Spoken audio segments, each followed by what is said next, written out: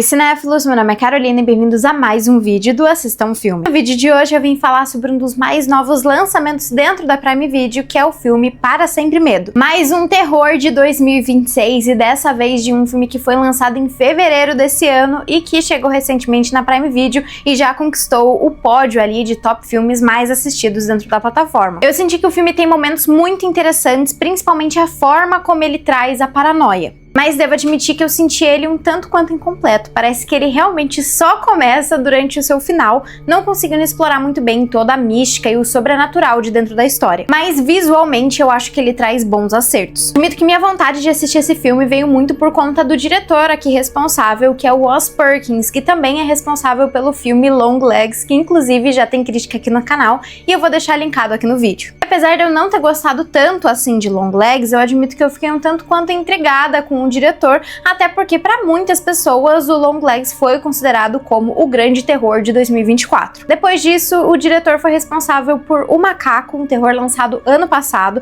que eu sinto que eu me diverti um pouco mais, principalmente pela maneira como ele mistura o terror com situações absurdas e um tanto quanto cômicas. Para Sempre Medo tem direção de Oz Perkins e roteiro de Nick Leppard e acompanha Liz, que vai passar uns dias na cabana isolada de seu namorado Mal. Porém, a situação dentro da cabana se torna cada vez mais estranha. Apesar de ter as minhas questões com o diretor, eu acho que uma das coisas mais interessantes sobre ele é o fato de que cada um de seus filmes é extremamente diferente do outro, sempre tentando explorar temas diferentes e questões de horror diferente dentro dos seus filmes. Longlegs, por exemplo, lembra bastante O Silêncio dos Inocentes, trazendo esse terror mais parecido com um thriller investigativo com alguns toques de sobrenatural. Já O Macaco é uma adaptação de um conto de mesmo nome do Stephen King e, na minha opinião, é o mais ousado até agora dentro da carreira do Oz Perkins, indo para um lado mais absurdo com toques de comédia para falar sobre relações familiares. Aqui em Para Sempre Medo, o diretor traz muito da paranoia para falar sobre o patriarcado, ou pelo menos tentar falar sobre isso. Como eu comentei, o filme tem uma paranoia praticamente palpável, sempre mostrando essa cabana de diversos ângulos diferentes, muitas vezes escondendo a câmera entre paredes, entre alguns lugares escondidos, trazendo esses ângulos realmente diferentes, como se tivesse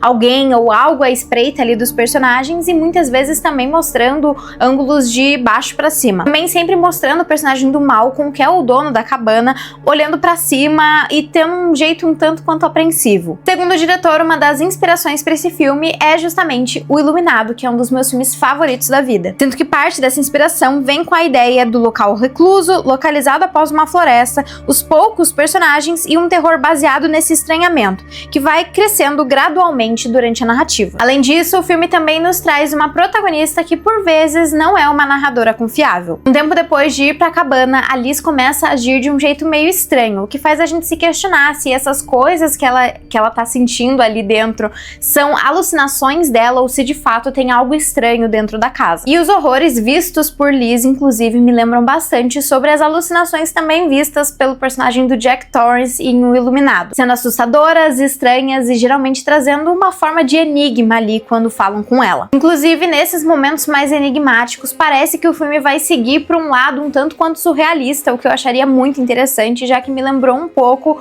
a série Twin Peaks. E nosso estranhamento também vem por conta do personagem do Malcolm, que de primeira parece um homem comum, mas conforme o tempo vai passando, a gente vê ele um tanto quanto esquisito, principalmente por parecer sempre estar fugindo de situações e das perguntas da Liz. Mas achei interessante que o personagem, apesar de parecer apreensivo em certos momentos, sempre se mostrava extremamente calmo e frio, o que também gera um desconforto quando a situação se torna mais assustadora. E assim como em O Iluminado, parte do nervosismo de dentro da história vem pelo fato da nossa protagonista estar completamente sozinha, sem ter como sair daquele lugar e daquela situação. E a própria fotografia do filme também brinca muito com isso, retratando ali aquela floresta que tem árvores enormes e muito altas como muito intimidadora, ao mesmo tempo que mostra a cabana onde ela tá ficando, que poderia ser um local de relaxamento, assim como uma verdadeira prisão. Eu acho que a grande brincadeira aqui dentro do filme é de mostrar diversos elementos que trariam um certo conforto, né? A própria arquitetura ali da casa ter essa madeira, né? Parecer algo muito confortável. Você tem todo um bolo de chocolate que tem um significado dentro da história e meio que surpreender isso, né? Tendo esses elementos de conforto e surpreender isso trazendo uma história que é assustadora. Porém, eu senti que o roteiro queria tratar de muitas coisas, mas no final não conseguiu resolver nenhuma delas. E uma dessas problemáticas é justamente o relacionamento entre a Liz e o Malcolm. Ao longo da narrativa, a gente vai entendendo que um dos grandes medos da Liz é de ser uma amante em segredo e que o Malcolm tem essa família e que ela ali esteja no papel de amante sem saber. Porém, fora alguns breves diálogos, nada disso é realmente resolvido dentro da história, tanto dentro da narrativa quanto internamente na personagem. E até mesmo durante o filme eu cheguei a me questionar por que isso era um medo tão grande assim da personagem, por que ela levava isso tão pro pessoal quando a amiga falava com ela, por que ela tinha, depois de um ano se relacionando com esse homem, ainda tinha esse medo tão grande e por que aquilo não estava sendo explorado mais dentro da história se era algo que ela carregava tanto e que a amiga dela refrisava em tantas conversas. E ainda sobre essa questão de relacionamento, o filme vem para tentar falar sobre o patriarcado e principalmente como homens tóxicos meio que usam das suas vantagens estruturais para tirar vantagem de mulheres, até por vezes querendo abordar um relacionamento tóxico. Mas honestamente eu sinto que toda essa trama ficou muito escondida dentro de todo um desconforto que o longa tenta gerar, não conseguindo conectar o sobrenatural com essa crítica dentro da narrativa. E até por focar tanto em querer nos passar esse desconforto, esse estranhamento e essa paranoia que a protagonista vai sentindo, parece que o filme esquece de desenvolver a sua própria história. Então a sensação é que o filme realmente só começa nos seus 30 minutos finais. O que, claro, não dá tempo suficiente para desenvolver a história. É um filme que tá a todo momento provocando, assim, essa grande virada, esse grande momento, essa apresentação, esse sobrenatural, e aí quando chega, simplesmente é isso aí e acaba o filme. Justamente eu acho que a parte mais decepcionante da história é o seu lado sobrenatural. Tem uma história, um contexto, mas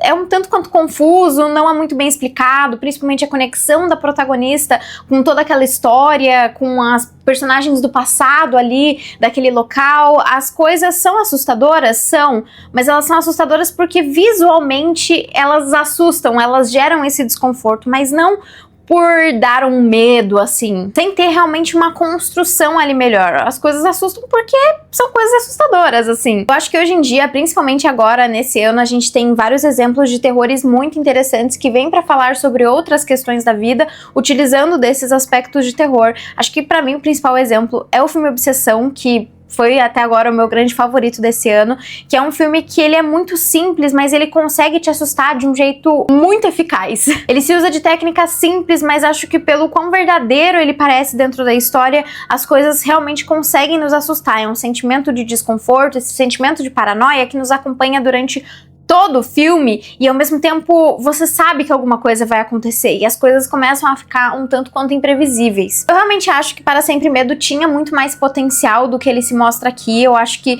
tem uma ideia boa do que querer falar, mas eu acho que também ele fica se rodando várias vezes e não chega a lugar nenhum. A gente não tem uma explicação do lado sobrenatural, a gente não tem uma explicação da conexão entre as histórias tanto do passado quanto da protagonista e muito menos a motivação mesmo do próprio vilão da história. Eu achei um tanto quanto fraca e meio sem razão, assim. Parecia um filme incompleto e até mesmo apressado. Um filme que fica todo o tempo construindo essa grande atmosfera e eu acho que ele se sai muito bem dentro disso, mas eu acho que não tem material e estrutura suficiente, assim, pra conseguir assustar, pra ser esse bom filme de terror. Mas, bom, pra mim esse filme tem uma nota de 4.5 e ele tá disponível na Prime Video. Mas então foi isso, pessoal. Se você gostou do vídeo, não esquece de curtir, compartilhar e comentar o que você achou de Para Sempre Medo. Também deixar aqui nos comentários se você assistiu algum outro filme do diretor, né, Longlegs ou Macaco, e também qual foi o seu filme de terror favorito de 2026 até agora.